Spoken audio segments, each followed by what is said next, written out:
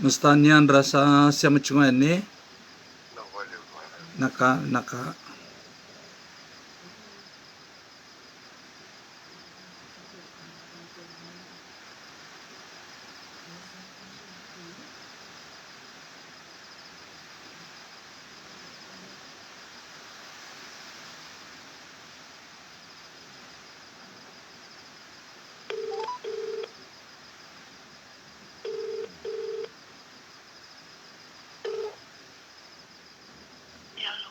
tawata yan rabi nakasa siya macungan na lain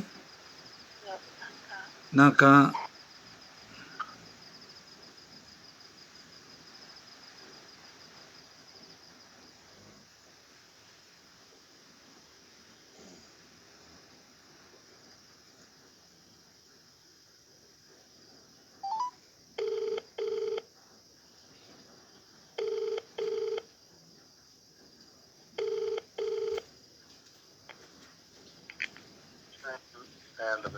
yan rabi nakakaw sa siya macungan na nung tulay ni nabalibu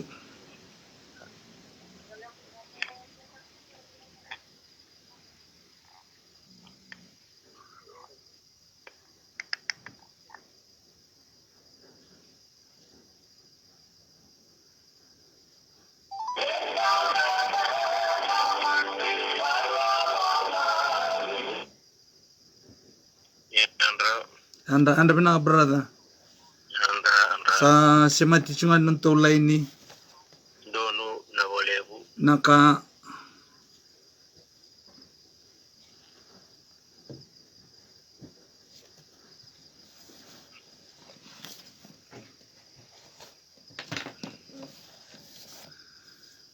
ena polosa ni pita matay ni bola ni pita ana kana wa sa indua ena tikina sa tin kawalu kana tikina talanga tin kadiwa e kana bola tambu ni ndo sa senga ni bole na kana da wale ena siliva sena kula ena rata lenga ni ngoni turanga ko Jisu Kristo ni sayandra ni bula binakatalmay na lubi ni kalaw kuni sa tigo raw tale sema raw tale tigo may ena dua tale na matagabo matanga ni ko matagabo senga ni matanga makawa belate si senga ni dona tamata samboli subo woti ena dona ngauna na mataka lela yende dai na kalaw dondo nga belate ni kabe kanda na ibolo tambo ni ko sando li subo woti na nonda bi mataka kede nga katalanga ai se oya o kwa sa kilana ibagata uti mana ibagate kibo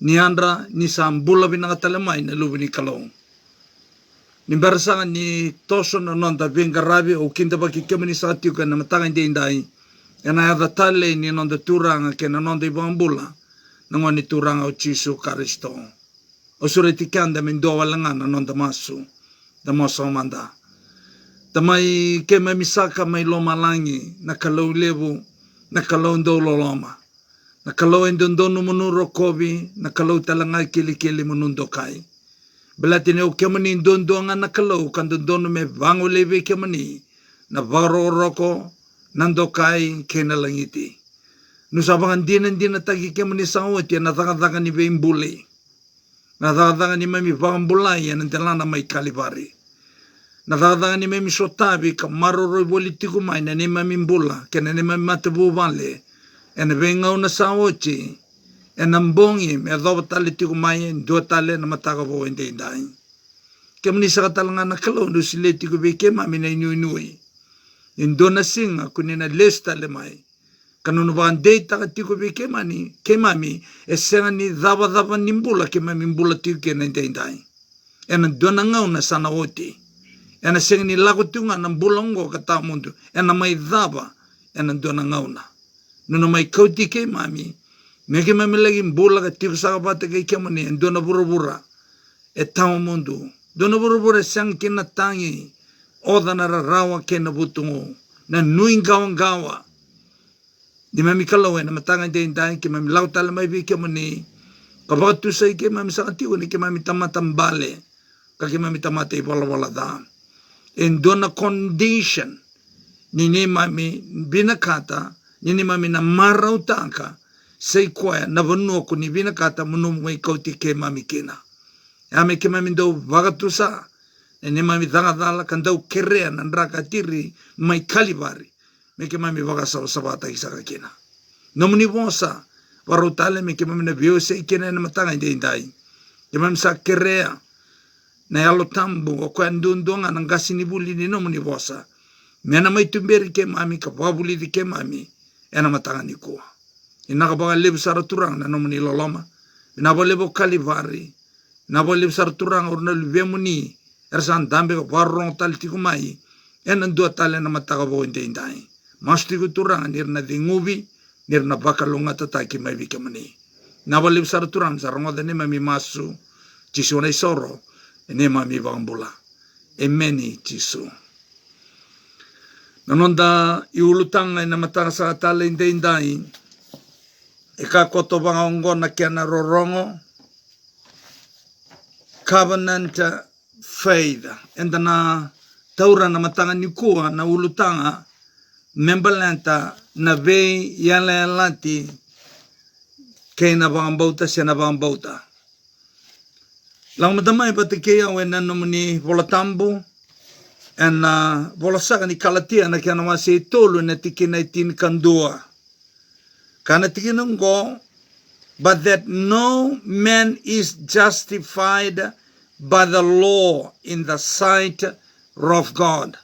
Sang nindo na tamate vando nui enai vunau ena mate ni kalau.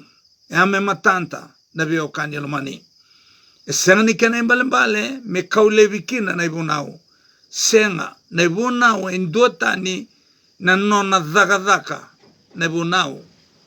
E senga ni ve vakandonui na vunau. Rongada mauli ko sombo. It is evident for the just shall live by faith. Ni sa matanta, ni sa enambula natamata enavambauta. O binakata mo pa matatatangan na tikini wala tambong o veikianta na matanga indai. Derte levu na ngauna.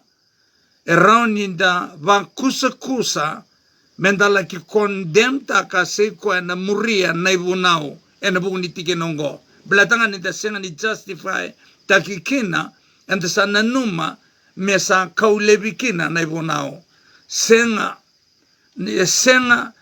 eke binakata membiuta vakandundono nga sei kwa na functions ni vunau se na itavi ni vunau na tamati ni kalau sakongo o paula be ira mai kalatia beleta na non rambula ura mai kalatia na numawira ni muria na vunau enda vagambula ikina ena equation oya enda vala da ninda talaindrendre kene vunau ndono bobinanga oya ye menta valalan dondonu menta valalan dondonu kavan donu ena mati di kalau menta talera ro kene bunau e dala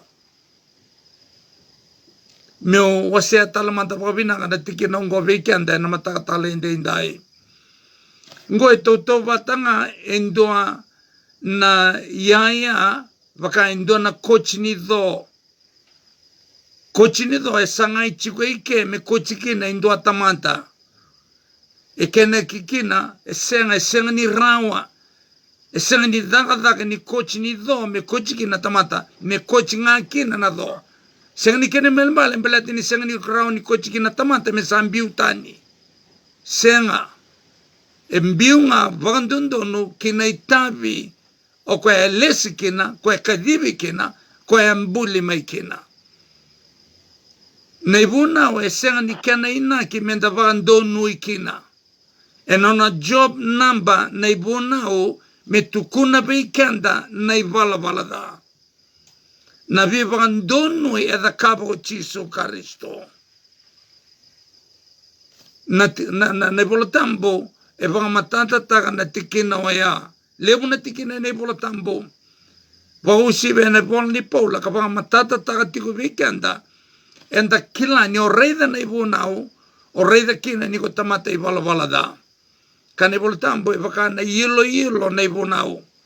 ni o laki lovi ko na yelo o raida kina ke baka o raida ni o senga tu ni seru baka binaka na yelo ya senga ni rau ni seru ti ko baka binaka blate senga ni job namba ni yelo me seru ti ko o ko me tukuna ngabe ko na ke mo itu banki o iko mo le bangara na seru mo ga seru ti ko kina baka binaka e baka kina na ibunao bunao e senga ni rawa ni baka mbulai iko na ibunao e tukuna ngabe ko na nomu malmalumu ke na nomu ibalabalada na nomu vaga sabasaba tanki na nomu vaga ndonui e da kava e ndua tale e anangoni turango Jisu Karisto o kwa eleveti ti kwa na vaga sama ni ruana mataka e na noa vateke na mataka inde indai se kwa na kamembeleti Calvary reflections of Calvary na insight ndo tala na bosa ni bosongo na reflection na insight of Calvary ya na buno e dhurumai kina o Calvary me matanta manda na dhaka ni bunau e na nondambula senga ni bivang donu ina e bunau senga ni bivang bulai ina e bunau o ambite tiko ndo na posta e na mataka e na noa kau kaitiko e na posto ya yara sa sereki oti mai na Israeli mai Ichipita. Ge mai soli na ibuna wetini ni oti e 510 nambongi. Ana bununga mai soli kina na ibuna wetini. Ya senga ni sereki ira na ibuna wetini. Ne boni wetini rangai mai sota mandanga ni sa mai oti e 510 nambongi. E baka talanga kina na yalo tambo. Sa ote 510 nambongi ni nona tuda kitale na ngoni turanga ko Jisu Karisto sanga isoli na yalo tambo. E senga ni bevambulai na yalo tambo. E bevambulai ko Calvary. Sa ote na bevambulai sanga isoli na yalo tambo ni ote 510 nambongi. E roviwe kanike na bakasama ni 510 nambongi na ibunau vatake na yalo tambo. Endolanga na kaukaua. Endolanga na kaukaua e rawa ni muriki na ibunau seikwa na yalo tambo. E nabuna ro lutu ruru kina orau e na vakasama ni 510 nambongi. E rosenga ni bie bakambulai. Oraungo na biokani lomani e ro dhaga bata e na itobo ni ndona tamata sa dingoma oti na beba kambulai sa da kabo oti na ngone turanga ko Jisu Karisto. Bikamani na biokani lomani ni ovandikeva vanga malua na ibola tambo kona reida na lebu ni vaga dhalaka enda vaga edortu na lotu va Karisto e na ngone indai kana vunga ki na veikenda e na rarawataka na nona lesu mai na ngone turanga o Jisu Karisto ni na senga ni na lakovata ke kenda. O vietuku na tale na baka samango e na mataka tale indai. Levu veikenda e na baka dhala kanta gitu e na baka ndeo tagi dhala ni vose ni kalau. A kohea e na laki vagavuna kina na nonda senga ni marautaka na nona lesu tale mai na nonda i vagambula na ngoni turanga o Jisu Karisto. E na senga ni lankovata ke ikoya e na singoya. Kani ranrawa na bio kani lomani. Levu na tikina i neibola tambo e vagareitaka tu veikianda na tikina oya. E na madhiwa se evito na tikina i rusanga vulkandua kani bola tambo ni na senga ni dhuru tau dhoko kina mati ni tu bagaloma langi kuiriketa nga sa kawe au turanga. Sabakan deita abikenda na bose ni kaloya. Ke ko lotu tiko, ko da vuta tiko na de Jisu. E na nomu masu, na nomu praising, ke na nomu bunau, ke na kako pamatalataka. Membeleti Jisu, sa katiko bikenda na ibola tambo, e senga ni garanti taka. Na nomu na lako vateke Jisu e na singa e na lesu mai kina ko Jisu. Na dhabanga na nomu dhakaba na loma i tamanda. Sa tiko mai loma lang. Kana tikin polo tambo ya. Kana tini bola tambo ya ena senga ni duru kina matin tu balo malangi. Kuira keda ngara kavi au turanga. Kuira nga era da kava na loma tamango. Bika menina vio kani lomani ena vuna. E bika divi kina na kalau kina vata ni vinga rabi. Membelata na First Light Gospel Ministry. Me duru mai ena vaka samoya. Me rani vukei. Na nondambula ena vanua ena vaka dhala kata gitu kina. Ena vakan dewa dhala membeleti kalivari. Onuitanga ni kuni narani tomika pakapinanga na leso ni ungo ena mataka ni kuwa. Dua, kati kuna nonda leso ni ena tikini pola tambo ya kalatia tolu tinkan dua. Senga ni vei vakan donui na ibunao. Senga ni kane mbalambalewa ya, me kau levi kina na ibunao. Au sarongode levu na biokani lomani. Era baka dhala kata kitiko ena baka samoya. Nisa senga ni baka ndoni kanda naibunao. Santa nanuma mesa kau levi kina naibunao. Senga. E senga dinanga ninda baka ndono naibunao. E tiko nga na dhaga tale nibunao. E ame tukuna be kanda naibola balada. Kapaka itobo taiki kanda naibunao. E na itobo nikalo. Na image of God. Wigamani na biyo kani karua ni baka sama toka ike kana tikinungo the just shall live by faith. Enambula na tamata vakambauta shall live by faith. Ngo esenga ni vosa tiko imuri e vosa tiko eliu shall live by faith. Kepaka kuna pangandiu da paka pinangka na bolni Roma na kena masakay 5.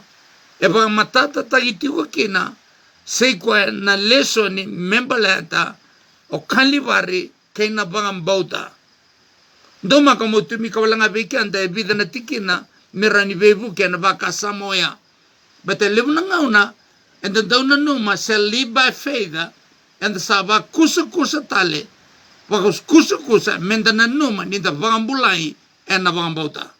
Senga kanda enda bambulai ena loloma ni kalau enda dingoma na ve bambulai oya ena bota kongo na condition ni nonda marautaka na mbula tamundo senga ni tarawata kina na mbula tamundo both faith and works of faith law or the Holy Spirit or to be filled with the Holy Spirit kwa kede ana bio kanilomani e senga ninda baka mbula ikina. O kwaya e condition ni nonda marautaka na mbula tamundo. Na mbula tamundo e ndonga na kia nangau sala. O chisu Kristo ndondonga kia nakasa da kabo ite nebukunda na ndelana mai kalibari. Nebio kani lomani niku na dhalata. Nebio kani na tikina enda tarati ko na mataga nikua. Kani rarawa niku na senga ni marautaka. Na nona lago tali tiu maungo na ngwane turanga o Jesu Kristo. Uli ko wala nga bekanta ibida na tikinungo merani bebuke ena wakasama membalata na shall live by faith. Roma ena kena wasaka 5 ena tikina saka ewalu. Uli ko bekanta na tikina ewalu nimberi uli ka na tikina ediwa. Kana tikina ewalu. But God demonstrates His own love towards us. Na kalau sa pagaraita ka bekenda na nona loloma. In that, while we were still sinners, ninde seta mata I vala dhatu. Iyo, Christ died for us. Ena kena bagandewa, baka pertania, Kristo sa mate ena bukunda. O talita na kena bagandewa, ena ibola tambu baka iteuke. Sa mate na Kristo me kenda isosomi. Me substitute ki kenda. Okay, na poide toka ike, ena ngauna sartu mandanga enda tamata ivala dhatu kina. Sa mate na Kristo ena bukunda. Goindo na tikin ng bimbi na biyokani lomani. Nangauna ni nonda mbula baka beitalia. Enda sa vakambulay o tito. Sa vonga, me ado yan ibi ko na itugu-tugu binangka, ni ko sa pakambulay o tito, ena dagatang ni pakatambo isoro levo, ni beboli tamundu levo, e da kava na ngani turang o Jesu Karisto, ena nondambula. E sera ni ko pakambauta, mo ko pakambulay kena, ko pakambauta, ni sa da kava o tiko Jesu, ena delana mai kalibari, ena runa undolo na bagisawa, china dagataka, ni nonda pakambulay. Senga ni ko muria na ibunau, mo pakambulay kena, senga. O muria na ibunau, na nomutalay rawa, beretongwa e will of God, vi koya e pakambulay ko, ena runa undolo na bagisawa chi. O pakambauta, senga ni ko pakambauta, mo pakambulay kena. O pakambauta, ni be pakambulay sa da kabo o tiko Jesu, ena runa undolo na bagisawa chi. Ronga da mawili ka na kaya kana tikine diwa. And much more than having now been justified by his blood. Kana tikinongo, ito tala na tikinan bimbiongo, mokila now, and I can bossa kiriki na noon, N-O-O-N, this point of time. And ang ngaw na sartungango, kati na tikinongo, having now been justified by his blood. Mokila en nangaw na inday no iko sa bagan dono yoti en nanra ka libi may kalibari en rono undolo na mbake sa ochi. Mokila tiko nikoa. Kendua ese mateni tiko, sendua ese mbula tiko baka Italia, leoni no mumata buvale, ronga na biyo kanilo mani. O koe sa vakambulay o titu enanra ichisu. Adabanga sebo nga mosikovi koe mekilan ko koe. Ni o koe sa tamata vakambulay o titu enanra katiri may kalibari. Kila nangaw na ngay kilakina o koe na vangara ichisu may. O koe na vangara o koe eve vakambulay.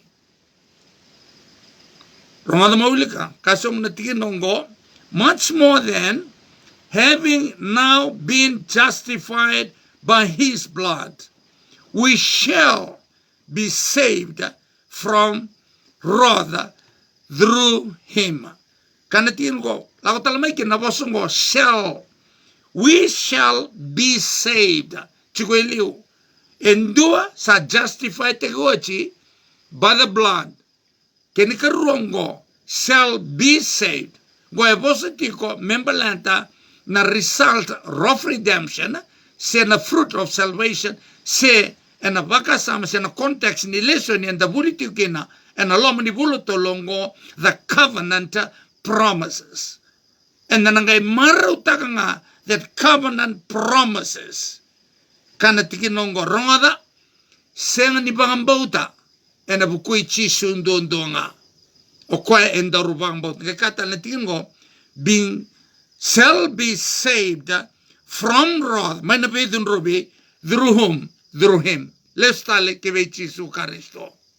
Nanontay vambula nga nangwane turang o Jesu Karisto. O koe ako iko pangambauta. Pero so nangauna, eranyo kaya, nanomu pangambauti kalibari. O koe ako iko pangambulay kina. E alitalike, nangwane turang o Jesu Karisto. O kala niyo napikta ka pa binaka, na leso yung na matakan ni kuwa. Endina a condition na faith that obeys, the faith that works. Na biyokani lumani endina ni condition ni nomu marautaka. Irongada na nomu marautaka kodenga kochisunga. Kati unatinongo shall be saved from wrath through him. Ngome bukia na biyokani lumani na nomu bagambauta na kako bagambauta. Bete merawan ni, bete lebunang ngauna, enda santo la vetra na pangambauta, sa ealikina ko Jesu Karisto. Tigini, kara tigini, for if when we were enemies, and ngauna enda se, nona meda tukina na kalong, we were reconciled. Anabuna undo tukina mo kabi kemani, we se tungo ibura-bura, era sa reconcile tagioti, era sa justify tagioti, era sa bambulay oti, Bete kana tikinongo, and a ngauna sartunga, for if when we were enemies, we were reconciled to God. Ngome baka matelevi, na ngauna enta may lotu kina, menda may katale, na nonda lotu kwe enda reconcile takin. E posa chiko na engalo e apola, ena tikinongo. Me kua ninda laveta, na nonda may lotu, na nonda bagambauta, na nonda may ngaravi kalau, na nonda may baka sinay tiyan elo tambu, na nonda may muria na ibu nau, o koingo enda bagandun ukina. Kakapola reda, na ngauna sarangan to sese rau tukina, na ngauna nganto may sambuki tukina, ngauna ngor sabang bulay kim do china kalau. Do kua ni may baka lebu kim do, na ngauna do sa may bagambauta kina. Kunin do may dokan nang unon to sa may murir kina na ibunao nang unon to sa may bakasin na itsikina elo tambo kemundo nang unon sartu mandangan do siya si roro tu kina sa dakawoti na dakadaka ni biboli membaleti kemani na tamata ibalabala da anabuna na biyo kanilo mani na matangin indai obya taratu kena belete ngo indo na engkal tindo mo Onang kay baka nanumikian ta politiko niya na mataka. Bala ta surrounding the kaurao tiko mai na condition na faith. That works. Na pagambota italay raw-rawa. Yan na condition ni nonda marautaka. Nonda marautaka na mbula ta mundo o kwa sa nonda otitu na buku ni dhadaka ni vevoli ta mundo paka dhambo isororevu sa takava uchene bukunda kuchisu karisto. Ana condition. Ya na tikina via vostu kina vikenda na lesoni mendangara una me kuni laveti na nonda bambauta. Bleta na veva ambulai e da kamban dundonga na ngani turanga o chisu karisto. Ya na kain dundonu mo bakambauta tiko. Kakua niko laveta na bakambauta ni veva ambulai. Senga. Na vagambauta na biokani lomani na kako vagambauta ebe vagambulai. The substance of faith that saved us, that will save us. Yana substance ni nonda bang. O kwa e vagambulai kenda mai kalibari. O kwa talanga na vagambulai kenda mai na bedun rubi ni kalau e na singa na lifestyle mai kina. Nadaba the substance of our faith. Naka and the vagambauta. Me ukure somo na tikina somungo. For if when we were enemy, we were reconciled to God through the death of his son. So reconciliation is the common dundunga na mate ni ngani turanga o Jesu Karisto. Okay, ronda maulik somo. Much more, having been reconciled, we shall be saved. We shall be saved. Ngo na result. Ngo na end product. Nino na beba ambule o Jesu Karisto and andela na may kalibari. We shall be saved by his life. Nakalon dundong. Ayan nakam dundong mo bangambauta. Nakalaw ni o bangambauta. Ni kalau e vangambulai ko may kalibari, ni kalau talanga e na vangambulai ko mo marautangka. Nambula tamundo ko sa takabo itibay ko kalibari. Yan na kain doon mo vangambauta. May uli kay vida na vangamadala, may unrata somukina may maitini no nonda lesoni e na matakatala indayin. E na roni pepan doon na raw limasang vulkaon ni nomani lesoni. And a part 2 commentary. Before the new covenant, ni sambera na vei yala tivo. E dona kaya waragachi ko na vei yala tivo. And sabulido chimay, and a boli cheramay, wase tolu sang vulkandua. Ono numa na matay ni ngaw na ubakang atake na tikin bolo tambongo. And anon tabulido tiko na leso, and yan aloma ni bulo tolongo. Awa baka na numi kenda, and a buganin rai chisu. Kena vea la tivo. En dove rawe liu, dove rawe muri. Kana tiginongo, before the new covenant, ni sambera na vea la tivo, could be rectified, seberniado ya. Blood had to be shed. En andondono mendabe manda nandra. Gayado i muri sei kwa na vei ala tivo. Goe kambimbi tiko kina na lesoni enda rutortiko ena mataga nikoa. Tadamana vei ala tivo kau cermaya. Wase tolu sanga bulkondo me daban tingene tolu sanga bulkotol. Yaunga na nongo vei ala tivo. Kana tungana na nongo ibuna o kina lomandra kavola kina elondra. Yerna yado mi nongo tamata ye kona yado mi unondra kalau. Ronga na bio kanilo mani. Beroya na kantumba na entrance kina veya la lativo kina yado na veya la lativo mendabe manda nandra enandelana mai kalivari. Ronga ma uli kusombo kasom na tiginongo hence as had been hatched and foretold in the archives of the Messianic prophecy that life-giving blood which streamed from the cross of Calvary validate the new covenant. Nabio kanilumani esenga ni rawa niko kautanga pakataki ko namua ni be yala lativo. Kepakayali kina na sirawa nabio kanilumani endondono metiko kina na nona mate nandabe ninratale ningwani turanga ko Chisu Karisto. And a part 1 overview katoka idake. No matter what we do, our human nature is sinful. Semani pagandaba na kain tata kabo kende na tamata. Na nonda nature na tamata and the tamata ibalabalada. And unworthy in comparison to the purity of God's righteousness. And the tamata tawayanga. Dinangani ko sa may dinggomi Chisu. Dinangani ko sa may loto. Na numati ko, you still a sinner. Ikse tamata i bala da tiunga. O ngandreba tiunga. Na purity ni bala ndundonu. Ni ngwane turango Chisu Karisto. O kwa iko kavata kitiko kena. O ngandreba tiunga na venga. Mondokati ko ya. Na iumbi. Na kenda iumbi. Na nonda isulu. Na yalon ndundonu. Ningwani turango Chisu Karisto. Maulika. By accepting Christ's substitutionary death for us through the covenant, we can stand worthy in the sight of God. Gona buno bana numikanda politiko maikina nembeleta na substance ni nonda bambota na substance of our faith. Kan tiginungo by accepting Christ's substitutionary death for us through the covenant. Ni odingoma e na vakambauta se kwa na mate ne Chisu na mate ni beba kaso somitaki e me the kava ko Chisu Karisto kana tigingo we can stand worthy in the sight of God.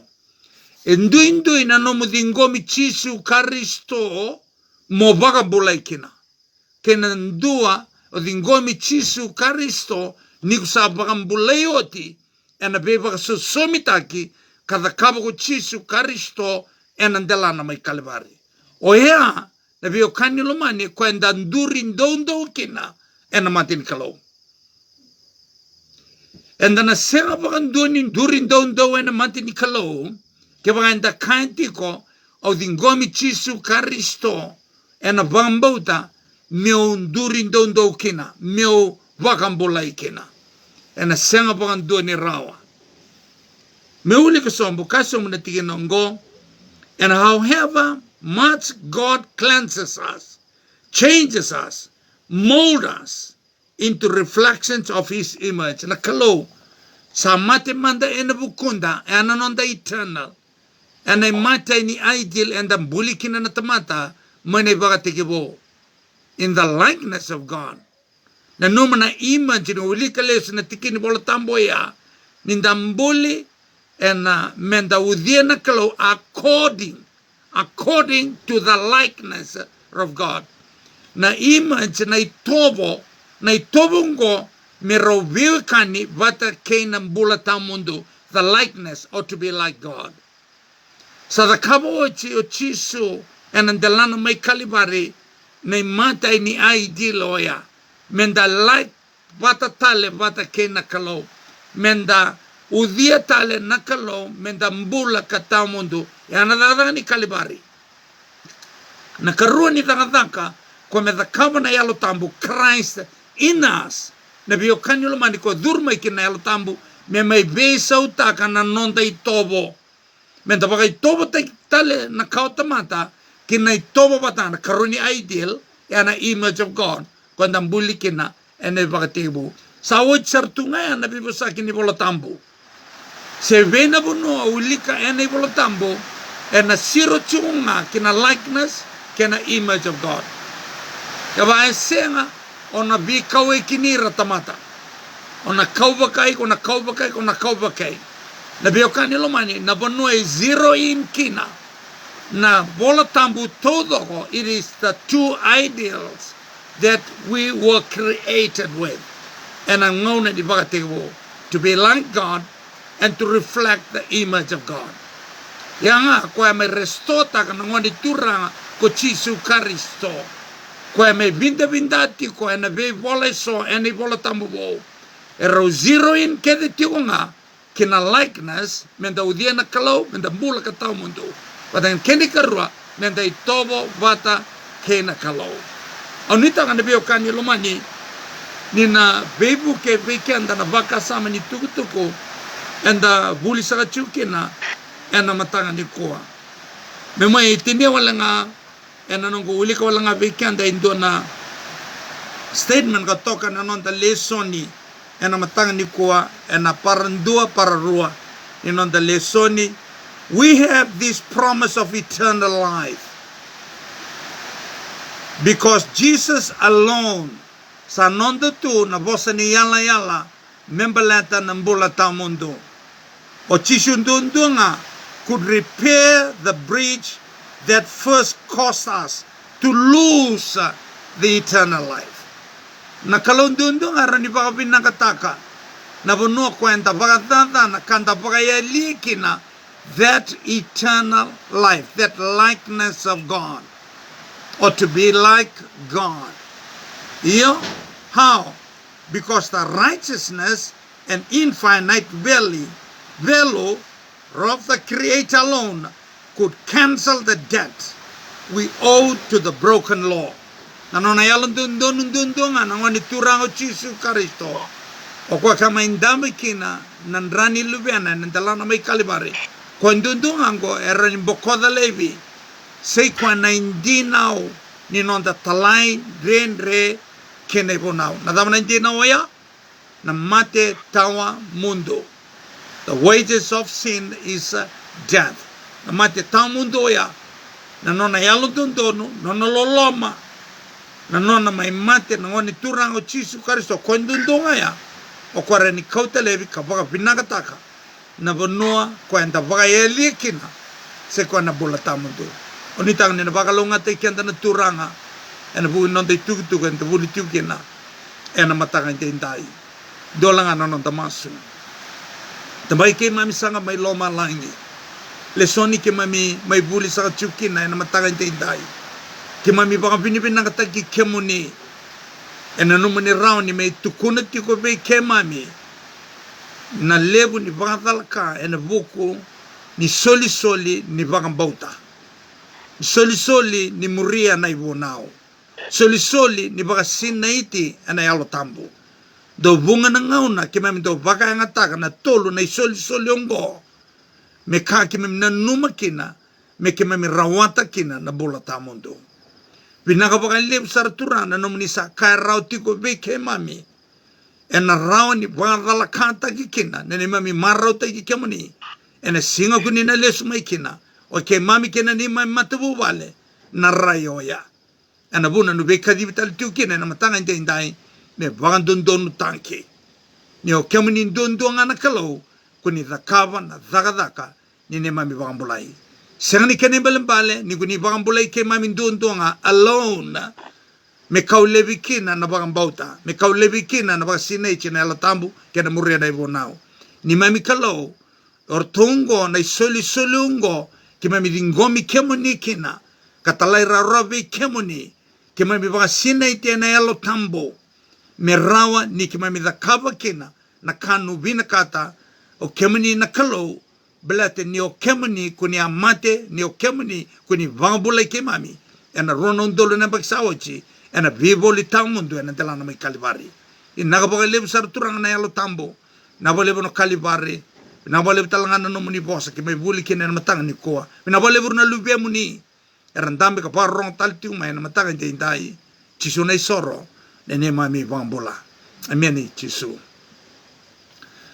ukilan ninta pa binibina katanga na kalau na matanga ni kuwa ni round ni may vosa tali weekenda ena numi kanda na kalau ya ulika na ibol ni pakatakila kana bol ni pakatakila ne wili ni tamata o kwa na varusai kwa na senga ni lago patake kanda kana ibolo tambe bakana wili ni nuko may mata sawa senga ni dhaga rawa o nuitanga na bio kani lomani ni narani bukei kona baka samoya elomani kanta na kalau kabara itaka rauti ko biki kanta na wili ni tamata erna yali na singa na lesu maiki na uchiso kainaki ni bata ni vengarab ni First Light Gospel Ministry me bukei kanda menda na kakwe ni wanga bata ke irawaya menda vesao menda da kaba na kai vina kata na kalau sini kai vina kata ko tala sini kai vina kata ni songo loto